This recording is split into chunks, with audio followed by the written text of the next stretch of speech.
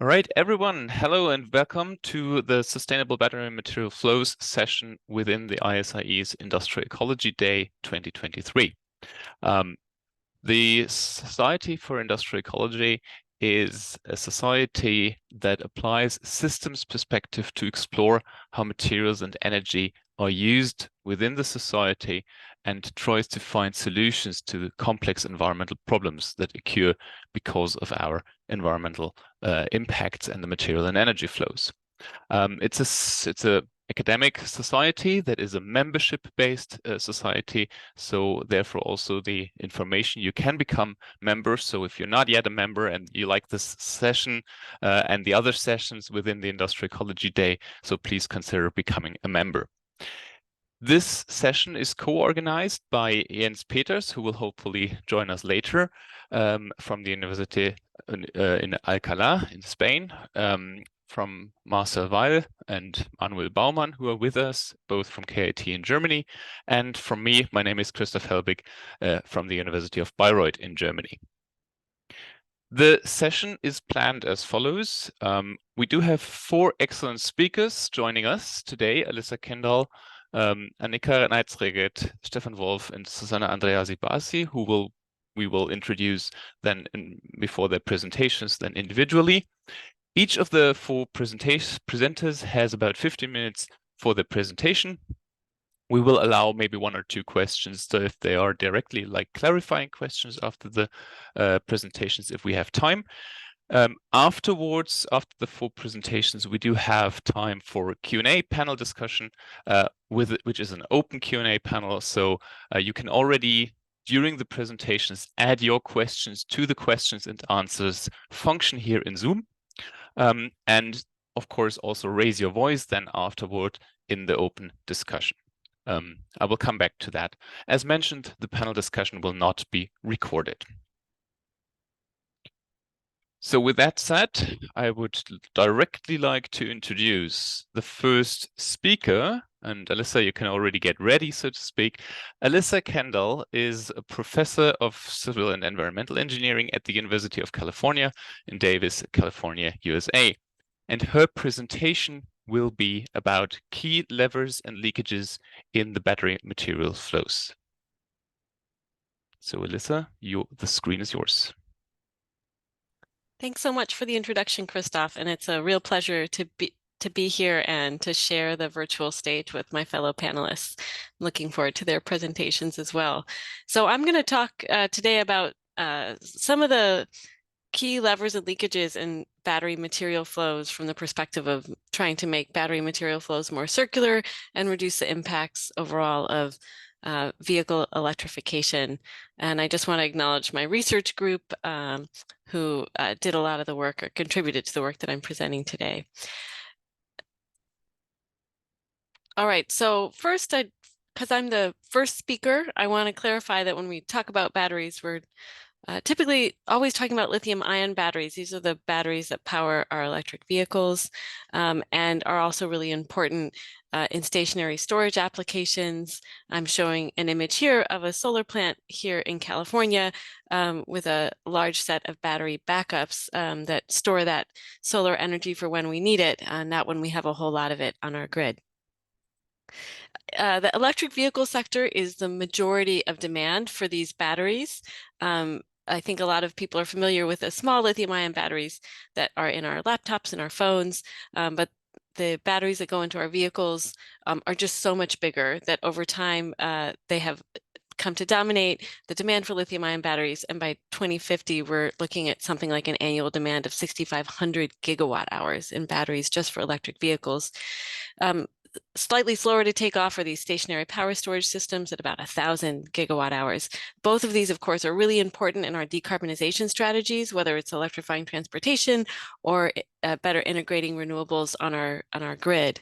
And so we need both of these sectors to adapt these lithium-ion batteries, and that means that we're making huge investments in new supply chains, new mines for all the materials that go into these batteries. And a lot of times you'll hear people talk about how we're exchanging a fossil fuel intensive future for a mineral intensive future.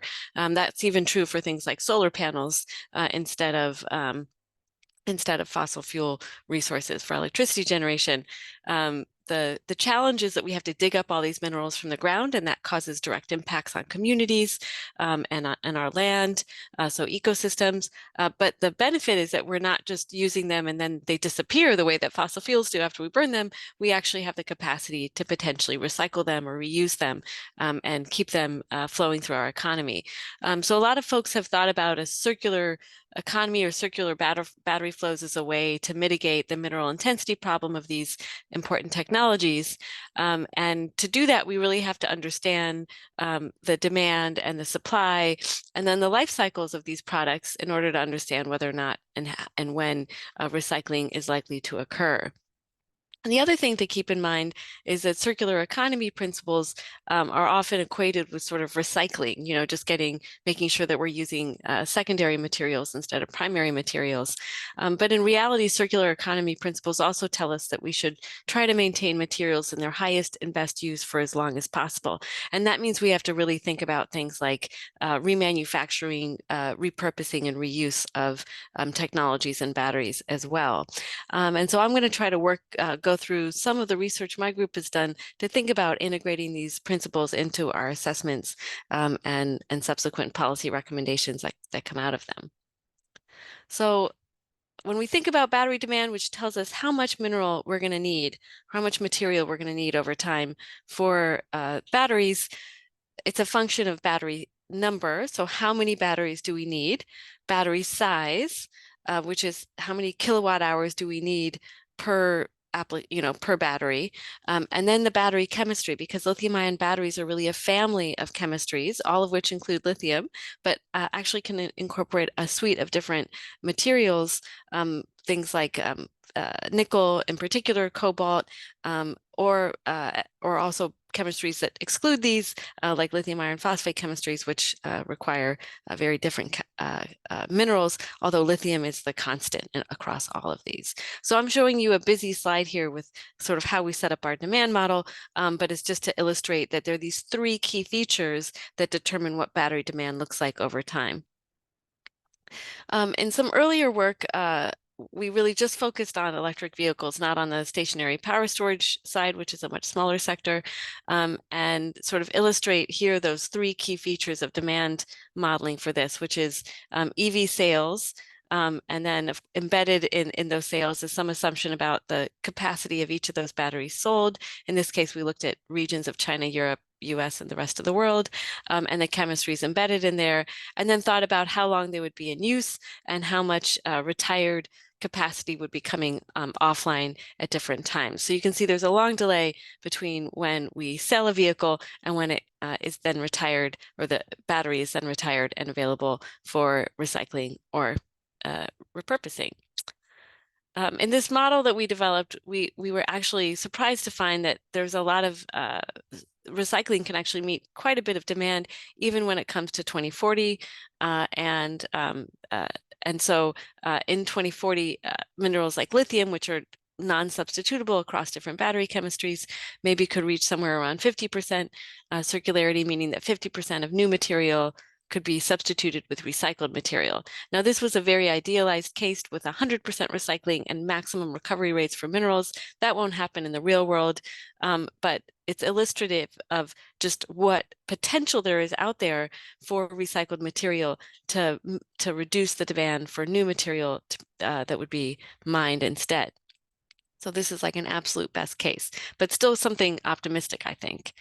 But if we are to reuse batteries, which is part of what we might do, or repurpose them, if we're trying to abide by the principles of circular economy, and actually the waste hierarchy, if you're familiar with that terminology, where we try to reuse and repurpose as much as possible, we delay the time at which recycled material is available. So in that same model, if we were to repurpose batteries for 1, 2, 3, 4 years out, meaning that you repurpose them and they last in that application, you can see that circularity by 2040 goes much lower. So here's lithium starting a little bit above 50%, and you can see that by the time you get to about 8 years of life in a repurposing application, you've dropped down to, say, 25% potential for circularity.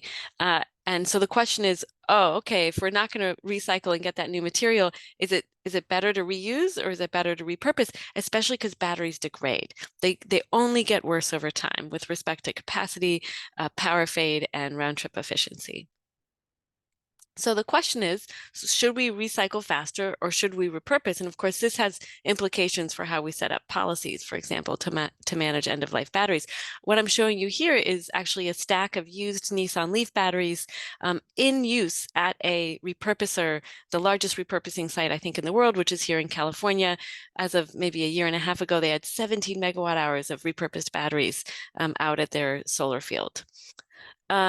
So we conducted a life cycle assessment. I wish I could go into all the details of how we set up this LCA to try to make sure we had a fair comparison across technologies, but we embedded things like, performance fade in repurposed batteries, meaning you have reduced efficiency in terms of losses for round trip efficiency.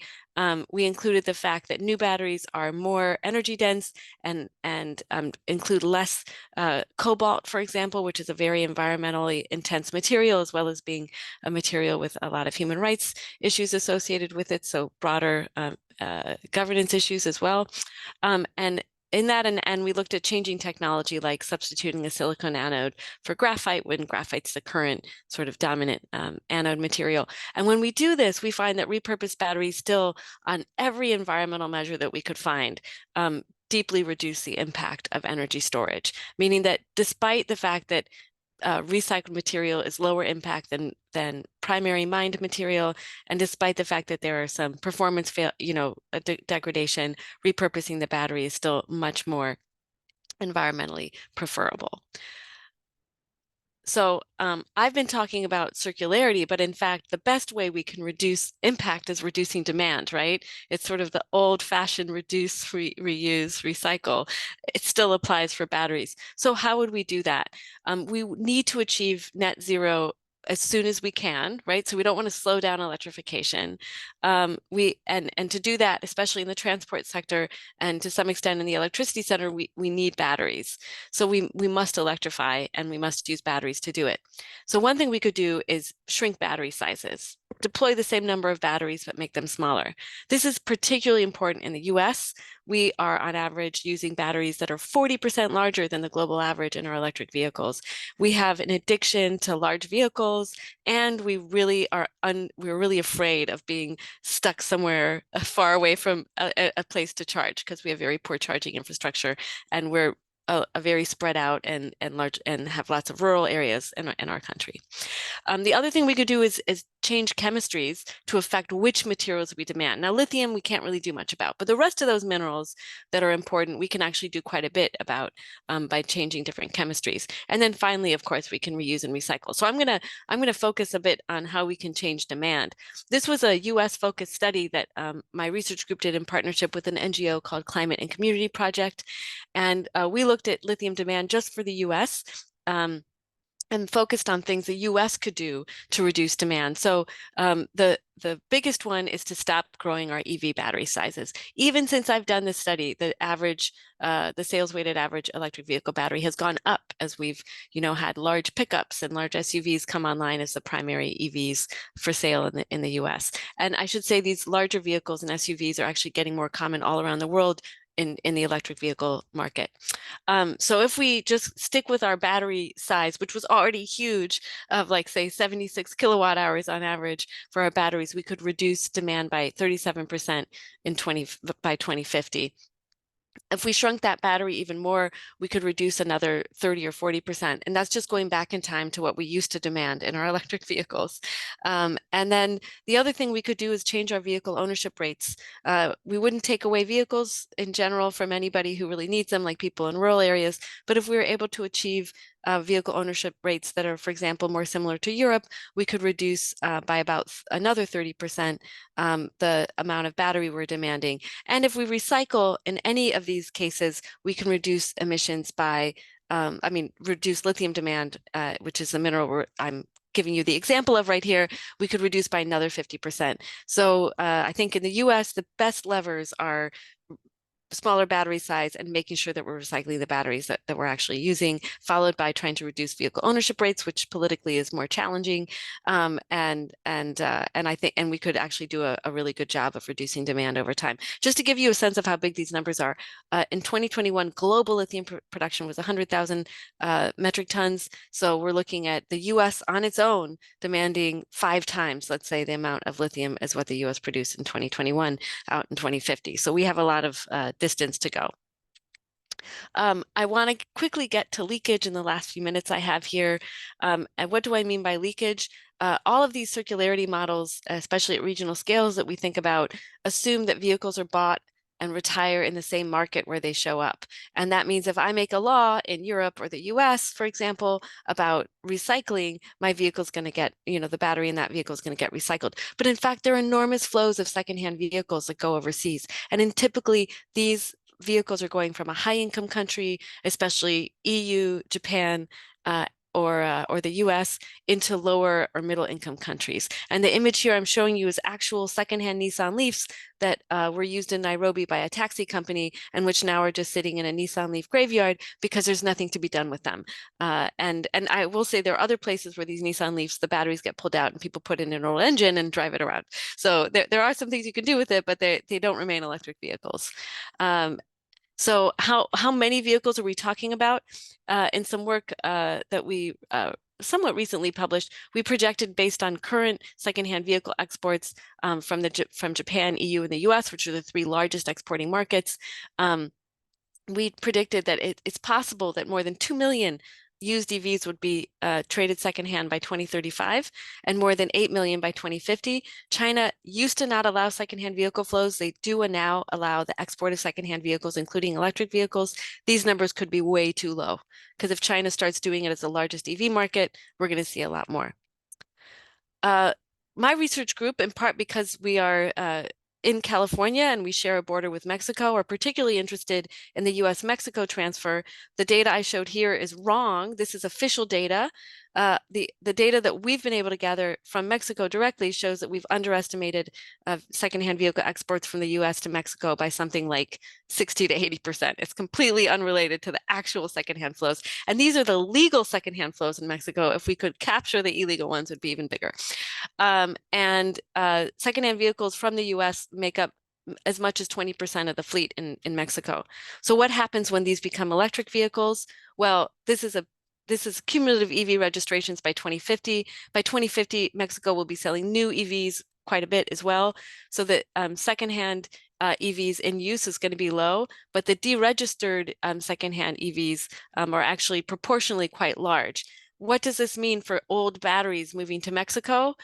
This is in mass, not in number of batteries, that cumulative mass of secondhand electric vehicle imports with respect to the batteries left in them are disproportionately represented in the actual cumulative flows of battery, sort of end-of-life battery material in Mexico. And this is because these EVs they only stay on the road a little bit of time because on average they're already 8 years old when they get into Mexico.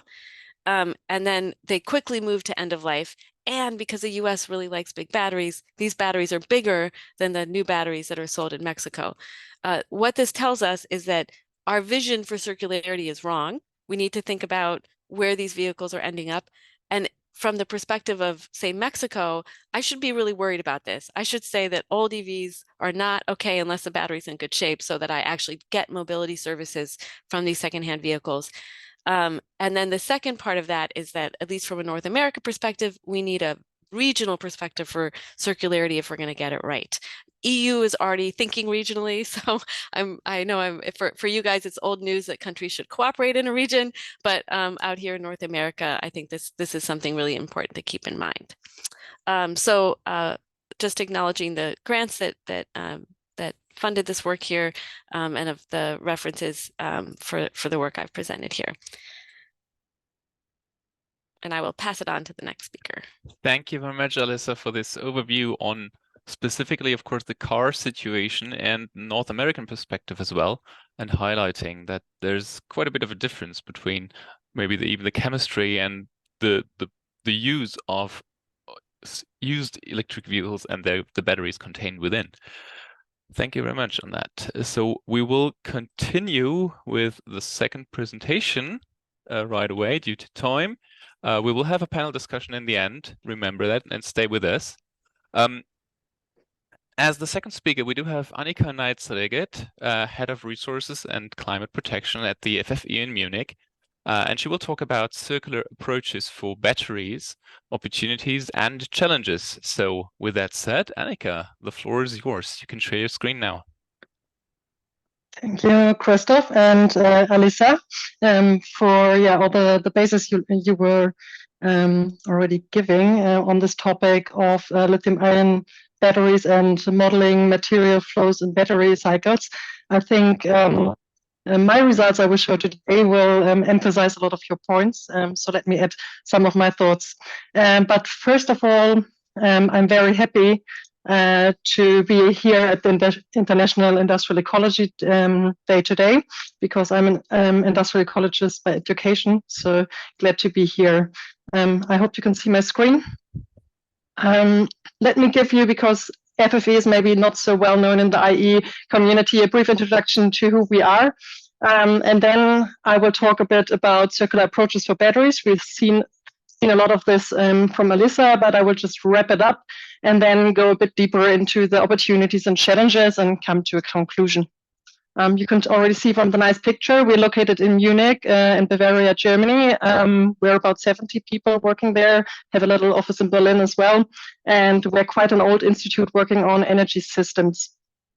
You can imagine us being something like in between typical university and a typical consultancy. So what we do is trying to combine the best of research and consulting, which means from our research projects, we take the results, the methods, the databases, and bring it into practice. So really actually bring it into implementation during our consulting projects. And on the other hand, if we pick up interesting questions when talking to the different stakeholders who actually have to implement the energy transition, we bring these questions back into our research projects.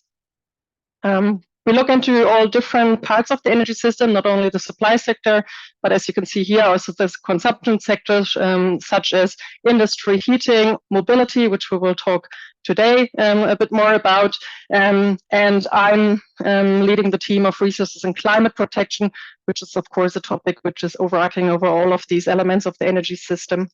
And here, one of our focuses on emission accounting, supporting the transformation process of different stakeholders, also companies.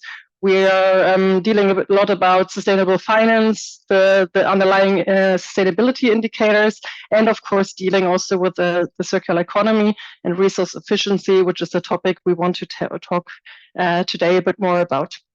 So let's dig into the actual topic, circularity and batteries. And Alisa already gave you an overview, but here again, you can see like a schematic life cycle, already a circular life cycle with the different life cycle phases. And when I talk about circular economy, I want to talk about resource recovery, so the different principles, recycling, recovering. I think that's the typical one. But we want to talk also about lifetime extension. So the reuse, the second life of batteries, repairing, refurbishing, remanufacturing, and of course, when we go even further, also about the circular design. So already reducing, refusing certain materials in the production phase, rethinking maybe also the use phase. So we see the whole picture here. And when we now apply this to batteries, let's have a look at those different life cycle phases. In the production phase, we've already heard it before a bit, it is about material efficiency. It can also be about material substitution. So lithium-ion batteries, they're different cell chemistries, which have different amounts of, for example, cobalt content. So we can substitute materials, we can become more efficient with regard to certain materials. So that is, these approaches are quite relevant for the battery case. Also, the use phase is interesting. Here we heard already about the reuse, the second life concepts.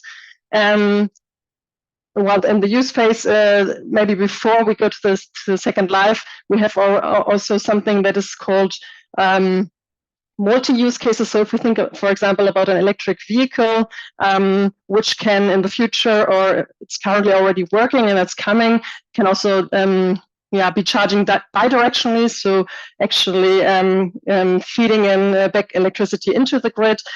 We could think of this battery, which is main purpose is the traction of the car, can also actually give back energy system services to the grid. So be used for other applications than just for the electric vehicle. And then at the end of life, we talk about a second life concept. So reusing, for example, those mobile traction batteries in stationary applications. These are also then quite closely connected to the energy sector, and batteries recycling. And with this in mind, let's have a look and talk a bit more about what opportunities and challenges come along with these principles for batteries. What I did in my PhD thesis, which is already a few years old, so the numbers are maybe not quite recent, but I think the main idea and the results are still up to date, and I think we will see this because a lot of those results we've heard already from Alyssa. She pointed out also in her recent research. So I think we will can get some ideas also for the discussion later. I looked into the ecological saving potential through recycling and second life. I did this kind of stock and flow modeling. Now for the system boundary of Germany for the years from 2015 to 2050. And what did I actually include? I looked into the electric vehicles and passenger transports, and then looked into the cases of either going directly into recycling or actually reusing those traction batteries in stationary applications in a second life concept. Here I looked into the application of home storage systems, so in combination with the photovoltaic system, and into the primary control reserve, which is a grid service, the grid transmission and distribution companies need. And what I did, which indicator I looked into was lithium and cobalt demand. So I looked especially onto those critical materials which are needed in the batteries. And I looked into then the demand for lithium and cobalt, both for the electric vehicles as well as for the stationary batteries. And then when assessing those circular approaches, looking into what comes out as secondary materials from recycling. In the first scenario, I did kind of like an extreme scenario, so comparing no battery recycling to 100% battery recycling, of course, considering the specific recycling rates possible for lithium and cobalt. And what we can see here, we see the upper lines. These are the light red and light blue. This is the cobalt and lithium, primary cobalt and lithium demand without recycling. And then we can see that when including those maximum recycling rates, that we can go down here quite a bit. So about 50%.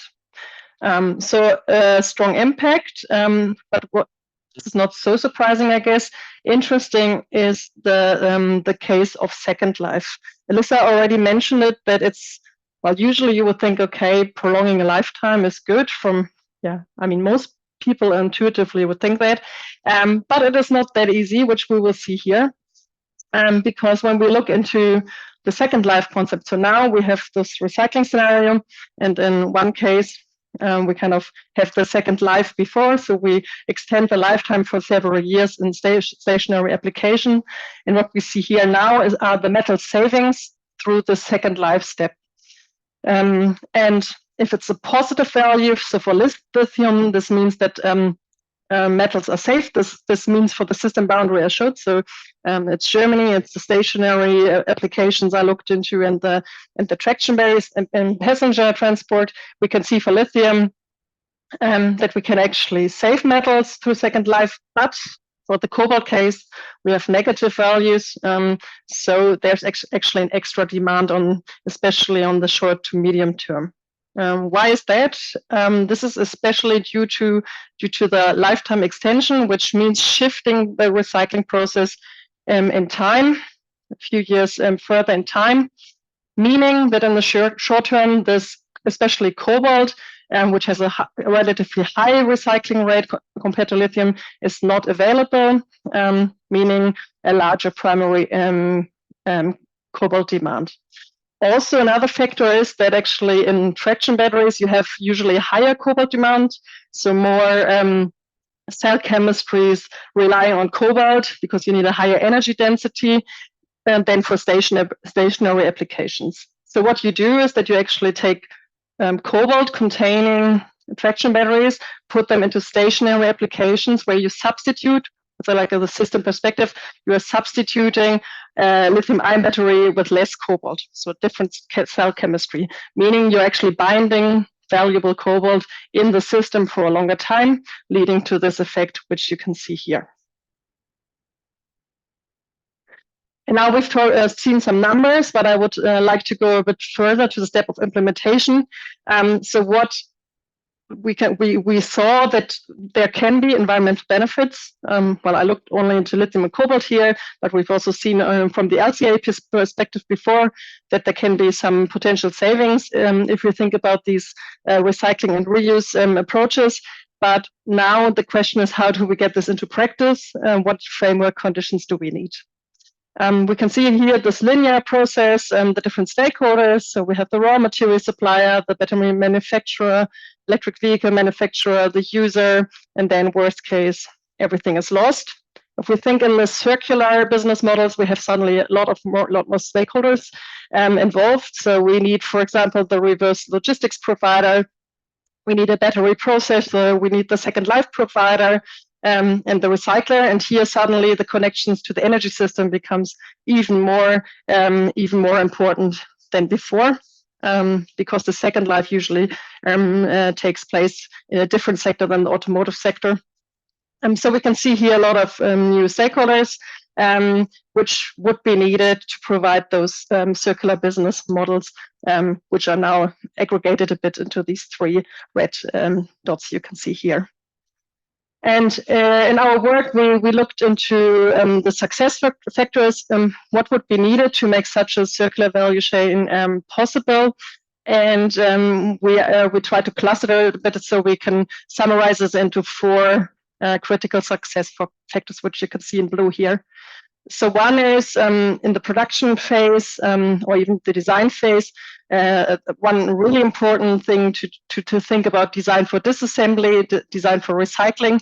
It is also about standardization, which is not always fun when we think about OEMs who, of course, don't want to standardize, but they have their own technologies they want to keep. So not an easy thing to do, especially with such a key technology as the battery. But that would make it a lot easier in the later phases. Then we have the issue of cooperation and data transparency, and here meaning cooperation and data transparency across the whole value chain. And I talked about it before. We have now suddenly different sectors being linked even closer. So we have the manufacturers, we have the electric vehicle users, we have energy system service providers, so energy utilities, for example, maybe also smaller startups. Then we have the whole recycling industry, so a lot of different players where we actually need to ensure that data is shared, because we, as a second life provider, we would have to need the information of the first life, for example, to be sure what the battery can still provide. And then, as I mentioned it already a bit, the problem for US and Mexico, this is kind of what the third one addresses. So the question of how can we actually keep control of those end-of-life flows. So we have to talk about extended ownership, take-back systems, warranty, to actually keep track of those battery flows and not lose them from the system. And of course, that's always the basis. We need the regulatory incentives. At the end of life, actually in 2020, there was not not everything decided yet, but currently with the new EU battery regulation, a big step towards providing these incentives has been done. So I actually can also come to my conclusion now with regard to opportunities and challenges for these circular material flows in battery life cycles. What we saw is that in all life cycle phases of battery storage systems, there actually is a potential for development towards a circular value chain. So thinking circularity in batteries makes sense. That's why also Christoph organized the session, I guess. And what we could see now is that these CE approaches can actually lead to ecological savings, but it really depends on the framework conditions. So it's not automatically, okay, reusing lifetime extension is always good, but it depends as usual. So we have to keep that in mind. It's maybe not always intuitive. And what we saw as well is that for successful implementation, of course, it's not only about materials, but it is about people doing it, about companies implementing it. So we have to actually address some of those influence factors, which are aggregated. Of course, there are a lot of more details needed, but we can see that actually in the new battery regulation at the EU, there some of them are already addressed. So we are on the way there, but still, of course, a lot to do to see this then being rolled out on a bigger level. That's from my side. So please feel free to ask questions now or maybe later in the session. And I'm looking forward to the discussion. Thank you very much, Annika. Thanks again.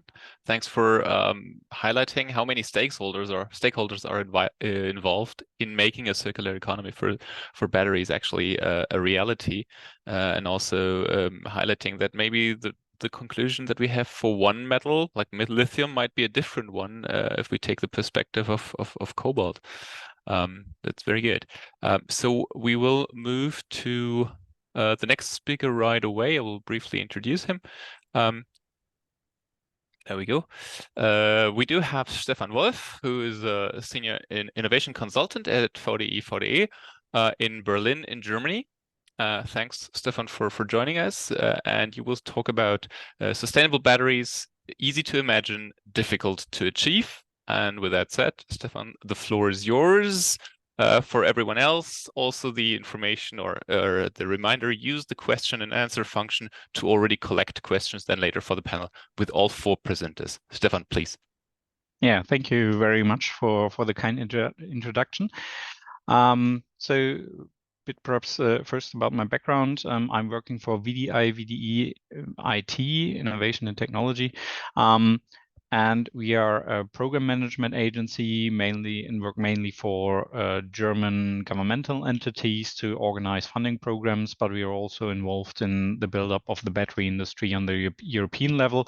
So we coordinate the battery IPCIs on behalf of the Federal German Ministry of Economic Affairs and Climate Action. And we are part of the management team of the European Coordination and Support Actions, Batteries Europe and Battery 2030 Plus. So having said that, let's dive into this topic of sustainable batteries, and I will show you a bit more of the regulatory background. And before we come to that, let's first have a look at the European battery supply chain, or the whole battery supply chain, and it's fairly complex. You can see this picture here, and if you want to have it larger, then please follow the QR code on the right-hand side. And what is shown here, it's more than 100 materials that go into batteries, and you can see down there this pie chart, which symbolizes the amount of material that goes into the battery and all the stages from raw materials through refined materials, precursors, and then the battery components themselves. What this should show you is that we have a very complex supply chain here. It's not really simple to produce batteries. And this supply chain is also growing a lot, which brings lots of dynamics into building up this supply chain. And this has some complications to itself. Let's have a look at where all those materials are manufactured, and you can see that one color is pretty much dominating all of this battery supply chain. I'm pretty sure you have seen this diagram here. It has been put out by the International Energy Agency, and there's red in color, which dominates quite a lot, and that's China. China pretty much owns most of the battery supply chain at the moment, and which has its reason in the fact that they were the first to industrialize electric vehicles, and they were also the first to build up a huge battery industry supplying the electric vehicle sector. And that means that they also have set up the battery production, the cathode and anode production, the materials processing, and also in mining, they are very strong in graphite. And if we were in a perfect world, that wouldn't mean any problem because everyone trades with each other, but unfortunately, we are not. At the moment, there are quite some tensions on trade, and just recently, China announced that they introduce limits to the or an instrument to force exporters to apply for allowances of exports of graphite to other regions of the world. So they didn't limit the supply of graphite so far, but they now have all the tools in place to be able to do that. And China has already limited the exports of gallium and germanium, very important elements for the chips industry. And maybe we get some problem here for batteries as well. But does it have to stay like this? So the simple answer is no. We have today we have this dominance of China, but this whole value chain, the big picture you've seen in the beginning, it needs to grow a lot. And by how much you can see here in this picture, numbers until 2030 and 2050. It's some statistics. Oh, what's going on here?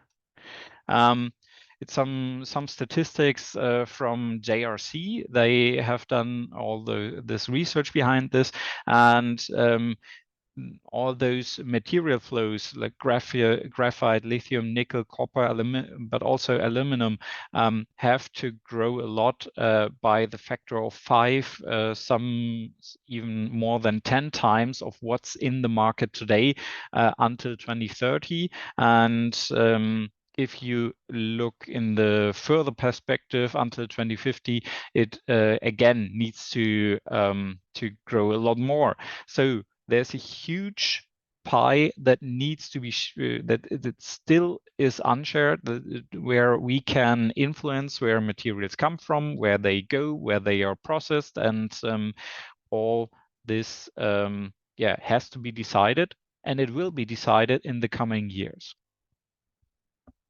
Let's have a look at Europe. There's a supply chain developing. We have quite some battery cell capacity that has been announced, but as recent developments show, with the failure of Britishvolt, for example, or with the cancellation of those European gigafactory projects from Freya in Norway, an announcement doesn't in the end mean that the factory actually will be built. So we will see companies failing, but there are also other players on the European market that are actually building gigafactories, and let's say the status is quite okay in terms of securing supply for the European automotive industry. But if you look at the rest of the supply chain, please excuse me.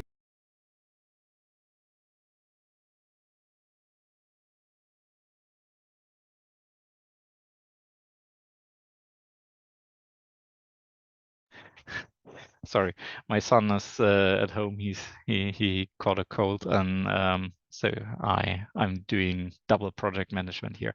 When we come to cathode material, there's a huge gap in the supply chain that needs to be filled. There are some companies doing this. It's BASF and Umicore, and but there's a lot more demand in the European supply chain of batteries. There needs to happen at least something. In separators, it's not too bad, and also with electrolyte, with lots more companies that are active here. But there is at least a European supply chain developing with some holes in it, and those need to be filled in the future as well. So how should this happen? If we look at this from the resilience perspective, then it's especially in those times we are in, it would be good to build up some resilience. It doesn't mean that we need to manufacture everything here in Europe, but we should work together with partners and should also aim at producing some of those goods here in Europe. What you see here in this diagram is the status quo we have today.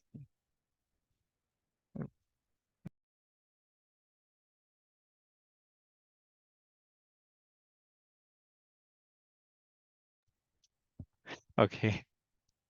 The status quo we have today, and what the situation might look like in 2030, and we can see that in some areas we see some improvement, like in chem material, for example, or in anode material, but it's not really much, and especially in the upstream value chain, we see a lack of material, and the message is that the value chain in Europe needs to grow even faster in that field as compared to the battery production.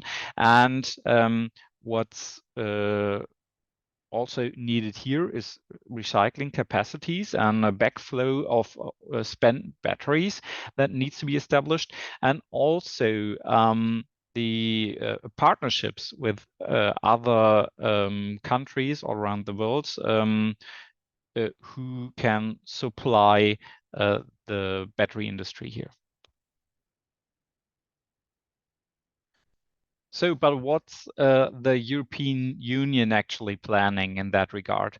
They have set up the Critical Raw Materials Act, which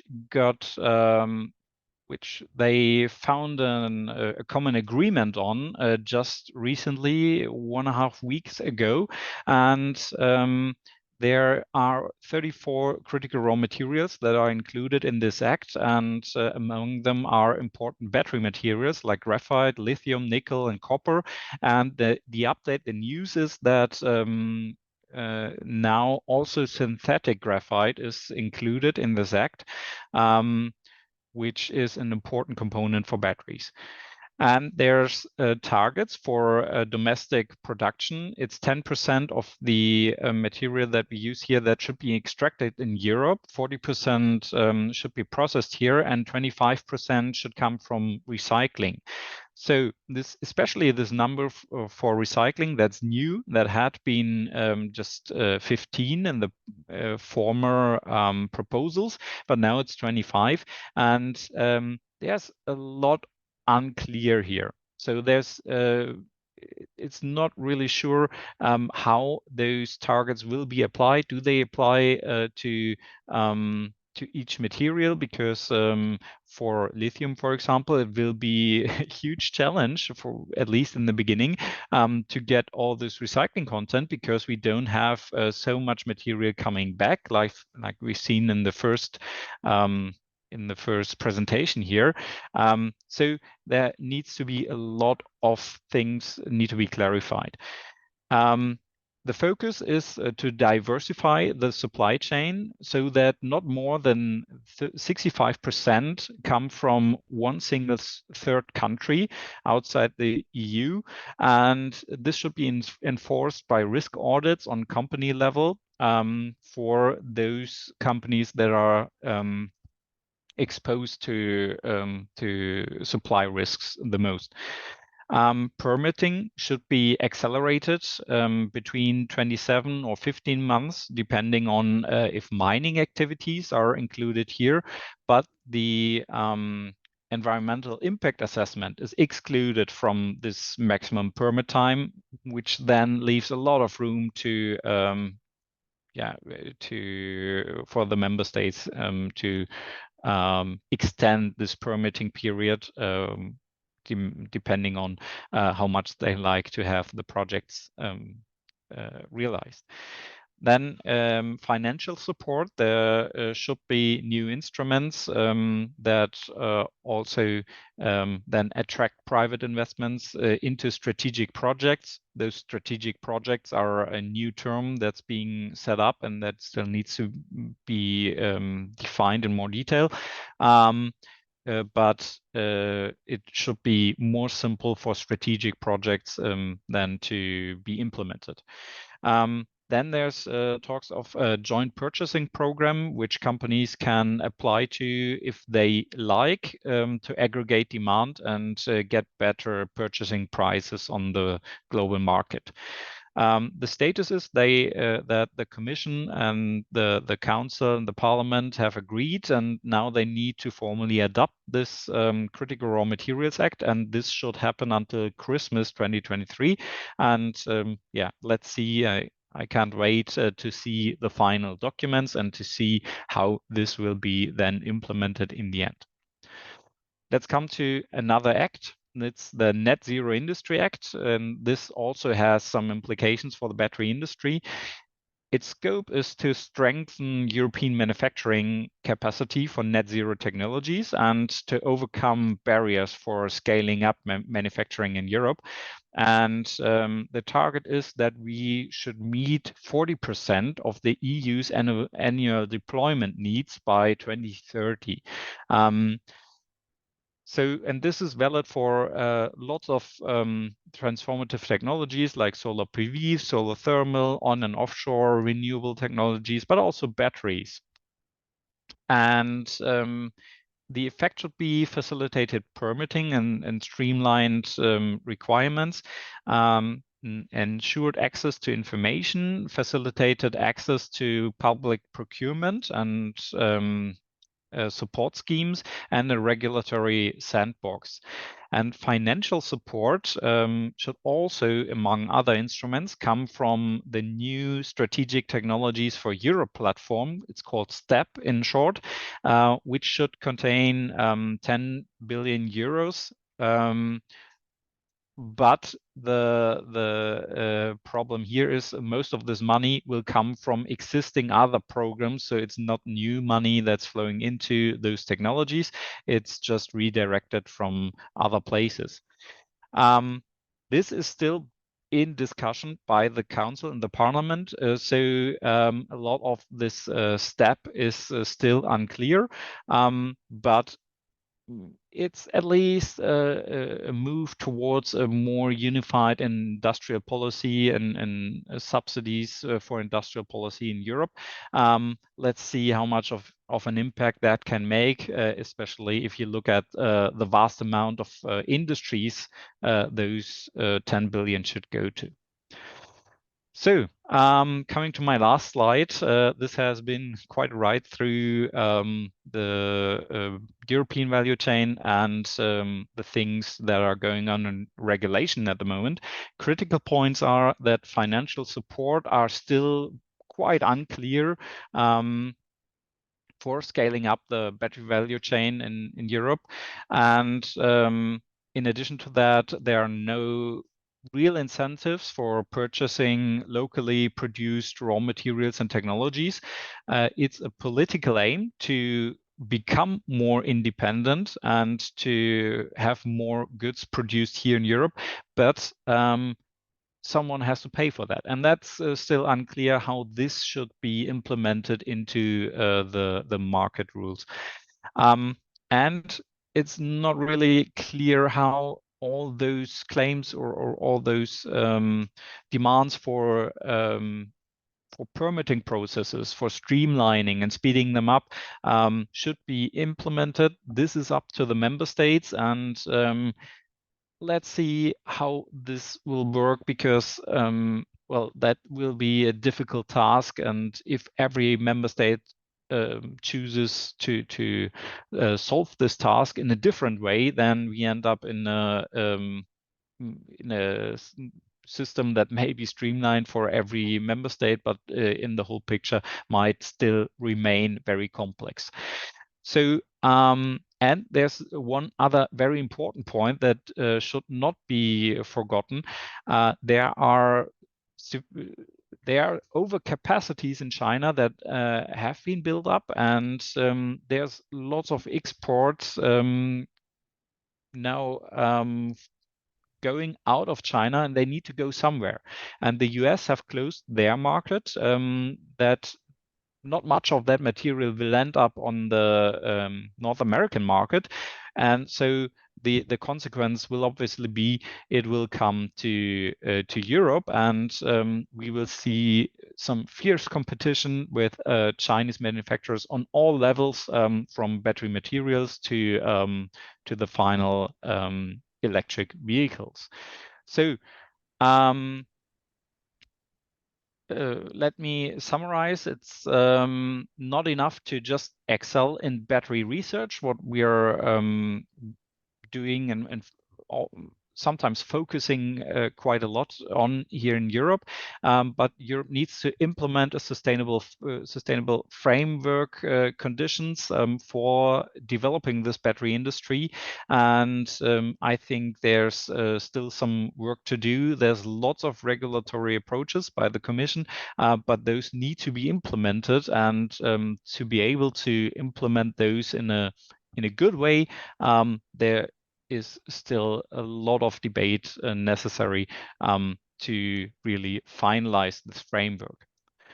So thank you very much. If you want to follow our activities, I invite you to scan these QR codes, or do it later on if you when we share the slides. There's a LinkedIn group we are managing, also a newsletter, but also reports and information we pull out, and you can find all of this here, and then you're always up to date with what's going on with the battery industry here in Europe. So thank you very much, and I'm looking forward to the panel discussion later on. Thank you very much, Stefan. Thanks for reminding us about the complexities within the supply chains, and that the nice graph that you showed probably didn't even consider the supply chain of circularity, so to speak, the recycling industry there very much. So this was all just primary raw materials as well that being used in batteries. And also, of course, thanks for your excellent management of the family duties as well in the meantime. So thanks for that.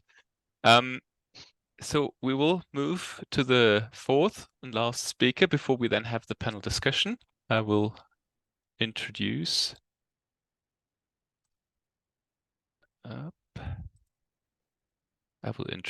Susanna. Susanna Andrea Zebasi is a scientific officer at the Joint Research Center of the European Commission in Ispra in Italy, and she will talk as the fourth presentation in our session on applying the environmental footprint in environmental legislation. So we'll stay a little bit in regulation, but we also go into LCA issues.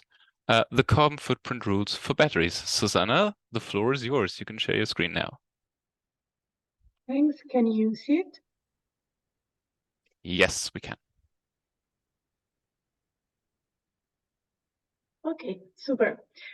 So thank you very much for these very interesting sessions that I heard until now. I'm Susanna Andreassi. Thank you for the presentation. And I will talk a bit about the life cycle assessment, and in particular, the environmental footprint has been applied to European environmental legislation. So a step back, I work at the Joint Research Center, that is the research center of the European Commission, and its goal is to support the European policies with scientific evidence throughout the whole policy cycle. The methodological framework, so the life cycle assessment framework, is, I hope that many of you heard about it, but is a thinking where all the life cycle stages are included. And the Joint Research Center has been working on a specific methodology that is called the environmental footprint, that has been developed by the Commission in the last decade. The environmental footprint is the LCA-based method that is recommended by the Commission when companies want to communicate and quantify the impacts of products or organizations. It's a multi-criteria measures. In theory, it has 16 impact categories, and it includes the impacts throughout the life cycle of products and organizations. Currently, its use has been discussed or proposed in several European legislations. There is a battery regulation, the taxonomy, the eco-design directive, and so on. But today we will focus on its application on the batteries regulation. So the batteries regulation has been published this summer. It's a quite complex set of articles that include the recycled content, the recyclability, all the requirements the batteries will have to have when put in the European market. Today we focus on one article, the Article 7, where it has been it became mandatory that companies have to calculate a carbon footprint declaration for all electric vehicle batteries, rechargeable industrial batteries with a capacity higher than 2 kilowatt-hour, and light means of transport batteries per each model, per each manufacturing plant. The approach that was chosen by the Commission was to have a prioritization approach where electric vehicle batteries will have a delegated act clarifying the methodology for the carbon footprint beginning next year. And then there will be a second delegated act for industrial batteries without external storage in 2025. And then there will be a third delegated act with the methodology for light means of transport batteries in 2027. And the very end one will be the flow batteries or the industrial batteries with external storage. In June, the Joint Research Center published a report that will be used as a basis. So it was a scientific support for the delegated act that will be the legislative document for the calculation of the carbon footprint for electric vehicle batteries. Today we don't have too much time, but I will focus on a few topics that I hope is going to be the most interesting for you. So the scope, the system boundaries, which requirements we suggested for the inventory, and then a bit on the end of life, since today we heard a lot about the end of life modeling of electric vehicle batteries. Just for your information, the Joint Research Center is currently working on the industrial batteries. So there will be a similar report, and the first workshop with stakeholders will be in 2 weeks, the 12th of December. So the scope was any electric vehicle batteries. This means that it includes pure electric vehicle, plug-in hybrid, and non-plug-in hybrid. It should be independent from the cell chemistry, but it excludes any reuse, repurpose, or remanufactured batteries. And more in particular, we have all vehicles in category L, so the motorcycles in category M, the passenger cars in category N, that would be the heavy-duty vehicles, and category O is the trailers or semi-trailers. I think, as we saw in the previous presentation, the supply chain of raw material is quite complex, but also the system boundaries. This is because the batteries is a system that includes several steps and several materials. The system boundaries were divided in 4 life cycle stages. The first one was the raw material manufacturing and processing life cycle stage. And this life cycle stage includes the production of precursors, binders, and additives. So this would be the part that is the furthest away from the battery manufacturing. The second life cycle stage is the manufacturing life cycle stage that in the reality includes several manufacturing steps.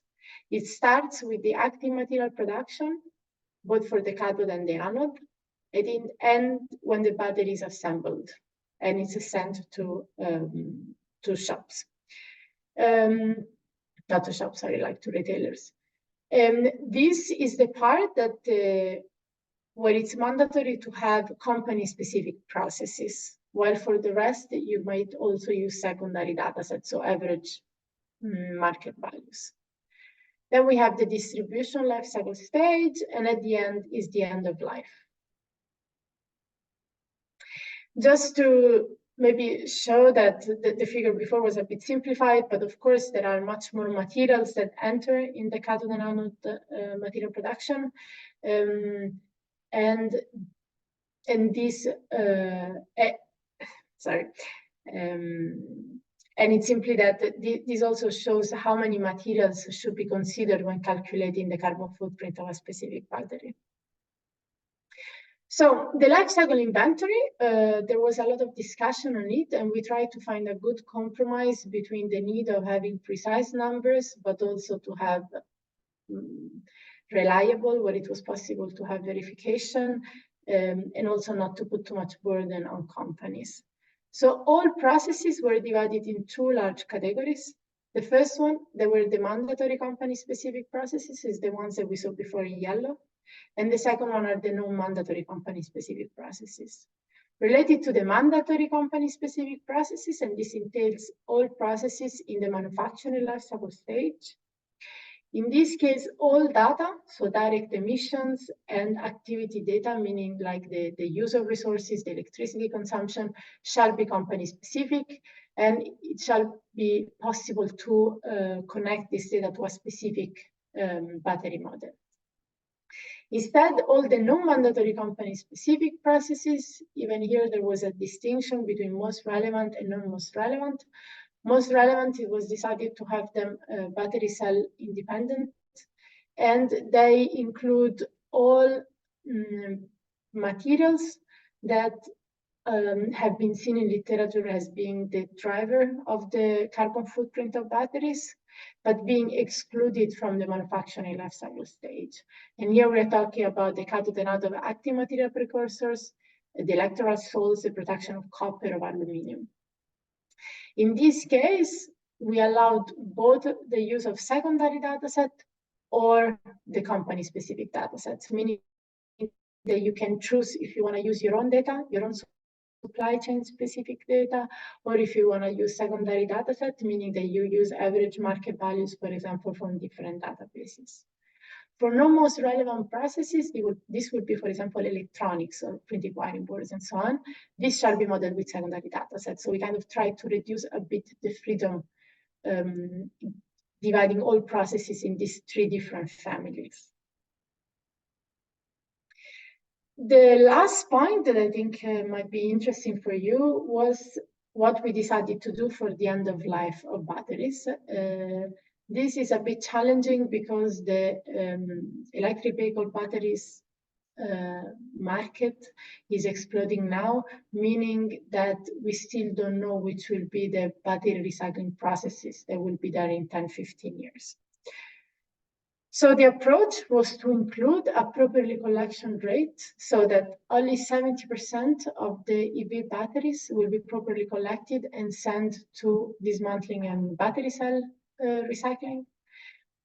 And a different fate instead was assumed in case of non-properly collected battery waste. How to model the end of life? This is a very discussed topic in the life cycle community. However, we use the circular footprint formula, and for whoever is not familiar with it, I have the next slide on it. Here we have that the battery waste, as we said before, 70% of this battery waste will be collected and the other 30% will still be collected, but the fate is a bit unknown. So we modeled them simply with a manual dismantling where only aluminium and steel and copper were recycled, while the battery cell was not. The 70% that was properly collected was sent to dismantling, actually the same dismantling as the non-properly collecting waste batteries. And in this case, the dismantling had different outputs. So you would have the casing, for example, and the cooling system, the printed wiring board, cables, polymers, and other. And in this case, you would have the recycling of aluminum, steel, copper, and some precious metal from the printed wiring board.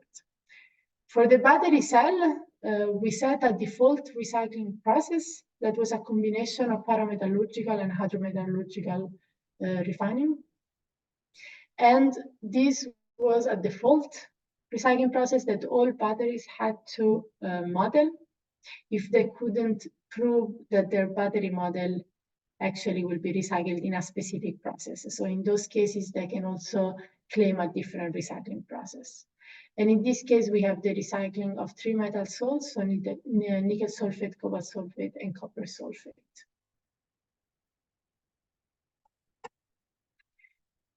So for who is not really like LCA expert, there is this, I would say, never-ending discussion on who should take the credits and the impacts of secondary material. So if we recycle, for example, cobalt, should these credits be claimed by the battery being recycled or by the battery using the secondary recycled content? What the environmental footprint prescribes is to allocate these impacts. This means that these impacts of the recycling and the credits of the avoided burden. And this means that both products will take the credits, but it will be allocated. So either 50-50 or 80-20 or 20-80. And the idea is that there is an allocation factor that is A, that can be between 0.2 and 0.8, and the value depends on the market of the secondary materials. So for materials that have a very, for materials that have a very low supply of recycled material, so where the demand is higher than the supply, the I value will be lower.